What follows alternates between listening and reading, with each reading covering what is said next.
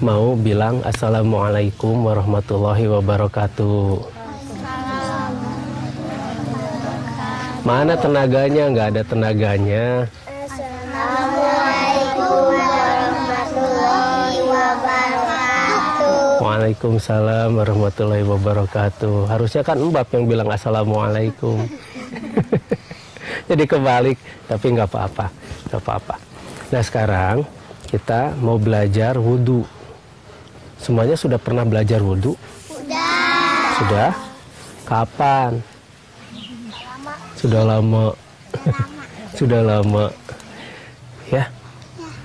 Kakak Iman nanti jadi contoh yang baik untuk berwudhu. Ya? Ya. Kalau gitu, nanti lihat Kakak Iman berwudhu ya. Ya. Yuk, bubar dulu. Kita lihat nanti Kakak Iman berwudhu. Nah, tadi tangan ya, kemudian mulut, hidung, wajah, dan lengan sudah. Sekarang kepala. Kepala, sok mulai. Kepala, sambil ikuti kata-kata Mbak ya. Ya Allah ya Robbi. Ya Allah ya Robbi. Aku mensucikan kepalaku ini ya Allah. Aku mensucikan kepalaku ini ya Allah.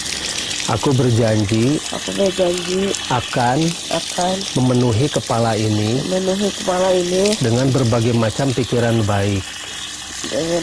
Berbagai macam pikiran baik.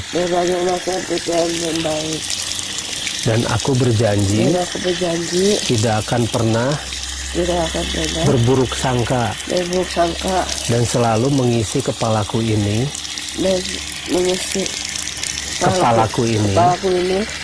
dengan semua yang Engkau ridhoi. Dengan semua yang Engkau ridhoi. Yang Engkau ridhoi. Nah, setelah kita membahas mengenai lengan, sekarang kita ke kepala. Kepala. Selama ini kita menganggap bahwa yang dibersihkan itu adalah rambut ya. Iya. Rambut. Padahal yang dibersihkan itu kepala.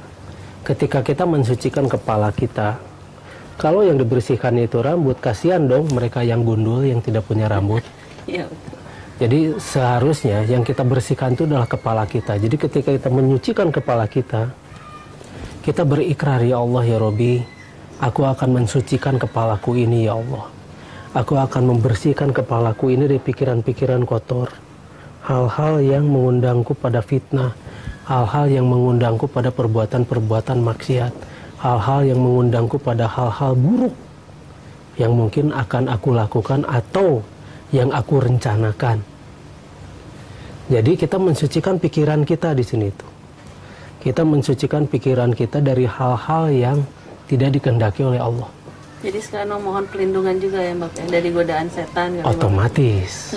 Tapi setan itu minal jin natiwana. Setan itu bisa jin dan bisa manusia. Setan itu adalah sifat. Setan itu evil. Iya. Jadi setan itu bukan makhluk. Makhluknya adalah tapi jin. Sifat yang ada dalam diri kita iya, juga. Kalau iblis itu makhluk. Dari ablasu, dari pembangkang. Makanya disebut iblis. Setan itu adalah sifat, minal jin natiwanas, bisa jin bisa manusia, karena setan itu adalah sifat. Kitalah yang harus mengendalikan setan yang ada di dalam diri kita. Kitalah yang membelenggu setan itu. Kita yang membelenggu. Jadi kita yang jadikan setan itu menjadi casing kita gitu. Bukan. Kalau casing itu wadah. Iya. Kalau casing itu wadah. Tapi kalau... Jadi kita yang membelenggu setan itu. Kita yang mengambil setan itu. Dibelenggu. Jadi kita yang akan mengendalikan diri kita sehingga kita tidak menjadi setan. Karena setan itu adalah kejahatan. Setan itu sifat jahat. Setan itu hal-hal buruk yang merugikan orang lain dan diri sendiri. Nah, contohnya begini.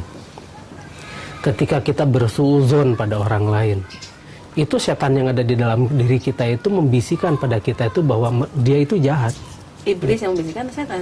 Setan. Okay. Kalau iblis makhluknya. Yeah. Nah, kalau iblis makhluknya dan makhluk itu nggak usah kita ceritakan lagi. Sudah pasti membawa kita pada kesesatan.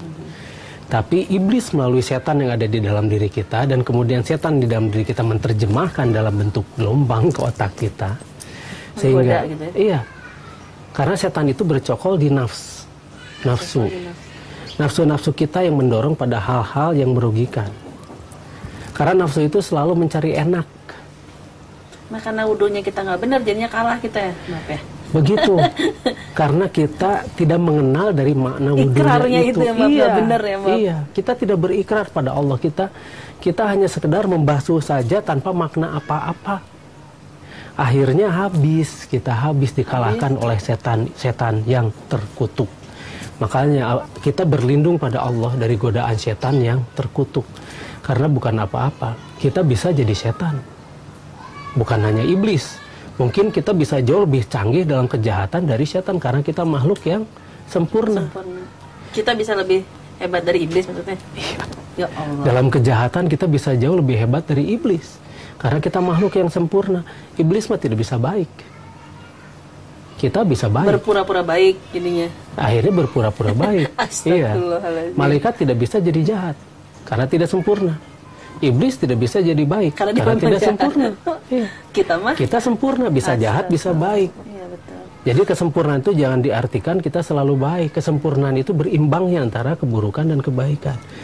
Kesempurnaan itu berimbangnya antara positif dengan negatif. Kesempurnaan itu Allah menciptakan siang dan malam. Ya Allah, ya Rabbi, aku berikrar kepadamu bahwa aku akan membenahi pikiranku ini untuk hal-hal yang baik-baik saja.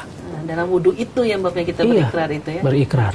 Jadi jangan asal wudhu tuh ya Mbaknya, karena kita sedang berikrar sama yang di atas ya Mbaknya. Jangan abas, asal basah. Nah, itu. Ya, karena berwudu itu bukan abas atau asal basah.